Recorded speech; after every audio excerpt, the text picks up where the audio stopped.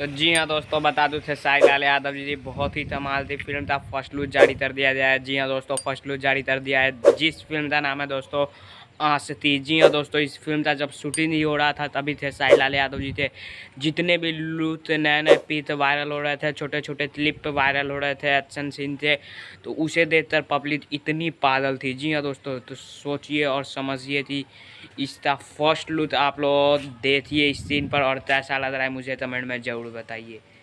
और बता दूं कि इस फिल्म का दोस्तों रिलीज़ किया जाने वाला है छठ पूजा के शुभ अवसर पर, जिसमें थे साई लाल यादव के साथ पहली बार आप लोगों तो बहुत ही ब्यूटीफुल एक्ट्रेस अमरपाली दुबे नज़र आने वाली है। जी हाँ दोस्तों, तो थे साई लाल यादव ये फर्स्ट लुक आप तो ऐसा लग रहा है कमेंट में मुझे ज़रूर बताइए। यार छठ पूजा में आप तो ये फिल्म देखने को मिलेगी, जिस फिल्म में दोस्तों थे साई लाल यादव अमरपाली दुबे की जोड़ी आप लोग तो पहली बार देखने को मिलेगी।